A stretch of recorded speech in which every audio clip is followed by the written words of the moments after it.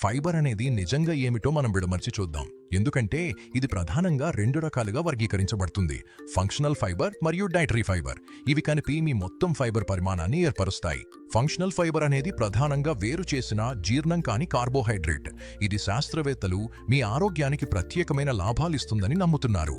ఈ ఫైబర్లను మీరు తరచుగా సప్లిమెంట్ల రూపంలో చూస్తారు. ఇవి మెరుగైన జీర్ణక్రియ నుండి బరువు తగ్గటం లేదా కొన్ని రకాల వ్యాధుల నుండి రక్షణ వరకు అన్నింటినీ హామీ ఇస్తూ ఉంటాయి.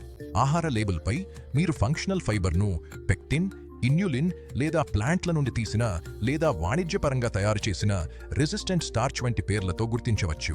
ఈ రకమైన ఫైబర్ను ప్రాసెస్డ్ ఫుడ్స్లో ఉద్దేశపూర్వకంగా పోషక విలువను పెంచేందుకు తరచుగా కలిపేస్తారు. ఇప్పుడు డైటరీ ఫైబర్ వేరు, ఎందుకంటే ఇది మీరు సంపూర్ణ ఆహారాల్లో సహజంగా కనిపించే రకం.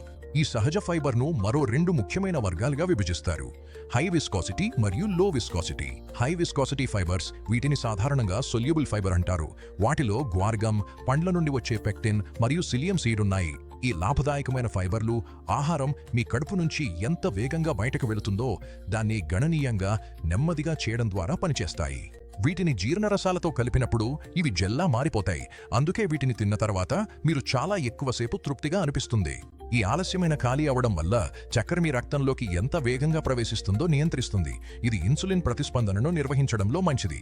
ఈ సాల్యుబుల్ రకాల ఫైబర్లు కొవ్వు, కొలెస్ట్రాల్ శోషణను అడ్డుకుంటాయి, తద్వారా మీ మొత్తం స్థాయిలను తగ్గిస్తుంది.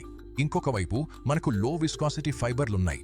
వీటిని మనం సాధారణంగా ఇన్సాల్యుబుల్ ఫైబర్ అని పిలుస్తాం. పూర్తి గోధుమ బ్రాన్ మరియు అనేక కూరగాయల్లో కనిపించే సెల్యులోజ్ను ఈ గ్రూప్కు ముఖ్యమైన ఉదాహరణలుగా భావించండి. ఇన్సాల్యుబుల్ ఫైబర్లు మీ మలానికి పరిమాణాన్ని పెంచడంలో కీలక పాత్ర పోషిస్తాయి.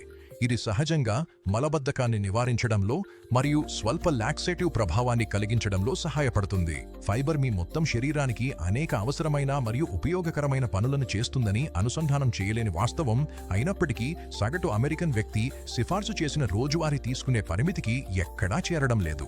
నిపుణులు ప్రతి 1000 క్యాలరీలకు సుమారు 14 గ్రాములు లేదా ఎక్కువగా పెద్దవాళ్లకు రోజుకు 25 నుండి 35 గ్రాములు తీసుకోవాలని సూచిస్తున్నారు.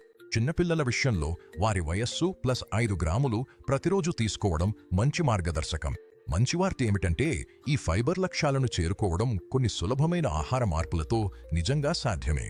మీ రోజువారీ పండ్లు, కూరగాయలు, పప్పులు మరియు సంపూర్ణ ధాన్యాలు తీసుకోవడాన్ని జాగ్రత్తగా పెంచడం ద్వారా మీరు సులభంగా మీ ఫైబర్ అవసరాలను తీర్చవచ్చు.